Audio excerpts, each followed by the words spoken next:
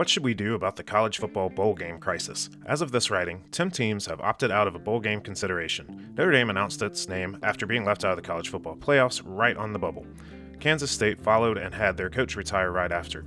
Iowa State did the same, as their head coach is off to Penn State and some players are rumored to follow.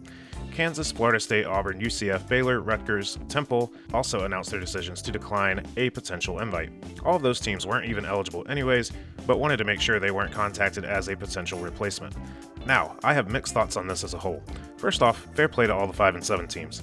Those teams had likely switched into off-season mode and stopped practicing live football by now anyways. While not impossible, it would be hard to flip the switch and get ready for one more low-level, uninteresting game.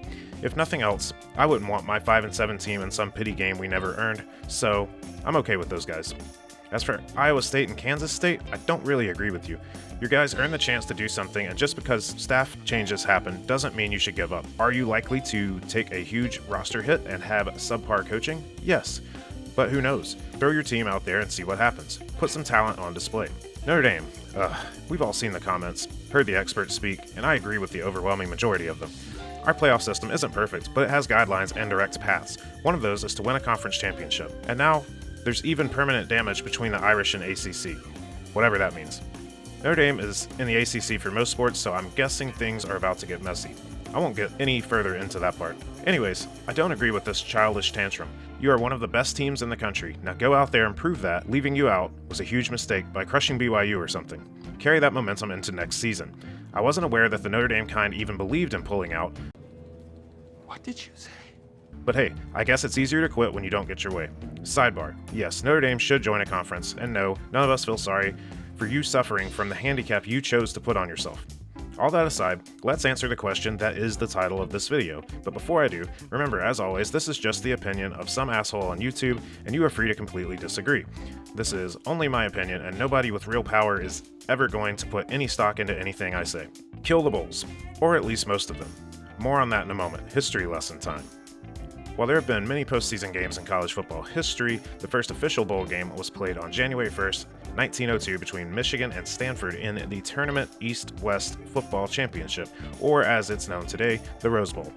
In this colossal matchup, we saw 10-0 Michigan, who were in the midst of a dynasty and destroying teams, take on the formidable foe of the 3-1-2 Stanford Indians, whose wins consisted of 2 gentlemen's clubs. No, not that kind. Think more like a Planet Fitness or a country club of dudes who just wanted to play a game in their spare time, and a win over what is now Nevada. This classic game ended 49-0 in favor of the Wolverines and would not be played again until 1916. There were some unofficial bowl-type games played in the early days, but not all are recognized in a given team's official record book, so it's a bit murky. A few bowl games were added over the years, then some more, then just way too damn many. So back to now. When I say kill most bowl games, I mean the pointless ones, the newest ones, the ones that average 1 to 5,000 fans, and so on. Let's go through every bowl game quickly, and I'll let you know which ones I'd eliminate, and then I'll offer up my ideal FBS postseason after that. The LA Bowl. Washington versus Boise State is an okay draw, and LA is a destination of interest to some, but throw this away. Gronk can sponsor something else. Salute to Veterans Bowl. Okay, don't accuse me of being anti-patriotic, but throw this one out too, and a service team has never even been in it. It used to be the Camellia Bowl, and that was ass to begin with. The Cure Bowl, garbage.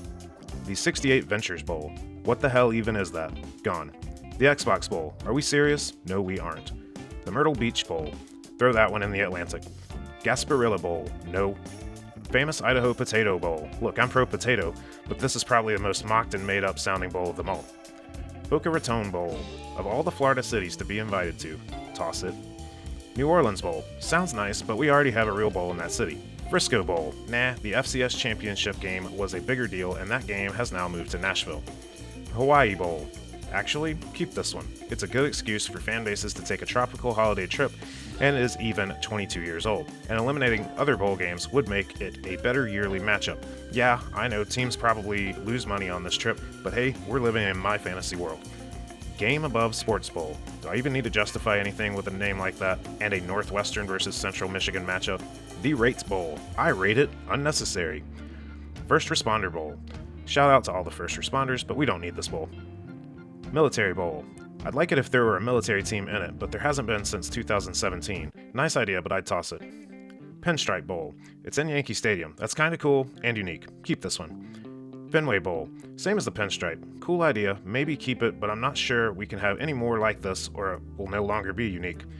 Pop-Tarts Bowl. People love this bowl. Its lineage is also 36 years old and features a ranked matchup, including the second team out, BYU. Keep it. The Arizona Bowl. The Fiesta is enough. Toss it out. Sorry, Snoop. The New Mexico Bowl. Have you ever been to New Mexico? Probably not. And if you have, like me, you're in no hurry to go back. Gator Bowl. I've never liked that name, but this game is 81 years old and is a decent matchup. Keep it.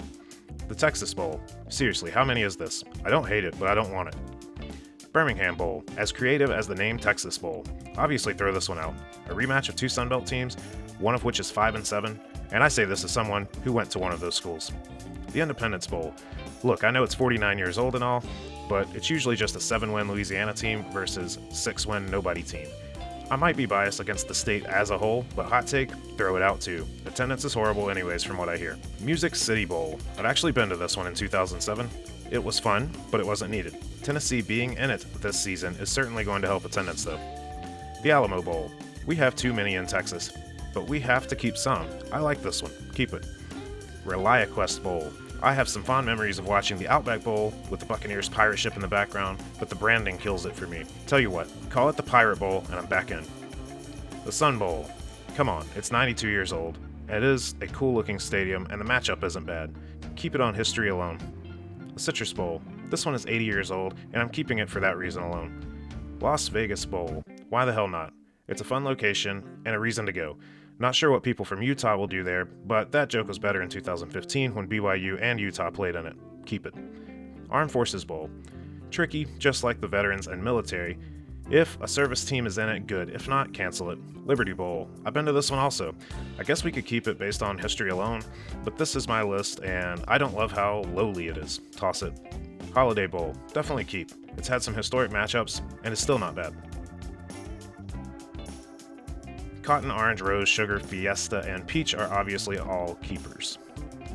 Now, I didn't count how many of those I just kept, but my goal was to get it somewhere around having at least 8 to 9 wins to even qualify, and then one reserved for a service school. This would mean you have to have a good season to even be invited, and would bring some prestige back to playing in or winning one. When the college football playoffs were first announced, I wanted 8 teams. I got 4 and thought, whatever, good start. But then we got to 12 and I thought, okay, I won't complain about that. But if schools and fans are going to complain at the level they have and see the bowls as more of a hassle than a reward, we are realistically headed towards one thing, and that is an expanded playoff field. I won't pretend to know what the right number is, but the FCS has 24 and I don't hear anyone complaining. Eliminate the conference championship game, best record wins the conference, and expand to whatever number makes sense. I've never been an advocate for expanding past 12 teams, but it would certainly be a better postseason than 41 mostly devalued bowls. Let there be 10 to 12 bowls outside of the playoffs reserved for the best of the non-playoff teams and make it mean something again. The schools and fans have spoken. We don't want your damn Birmingham Bowl. If it doesn't mean something, take your pointless sponsors in your random towns like Mobile and shove it. If I missed anything, I do apologize. I put this one together in a hurry as a side project. Let me know in the comments what you think we should do. This has been College Football Chronicles. Don't forget to subscribe, and I will see you next time.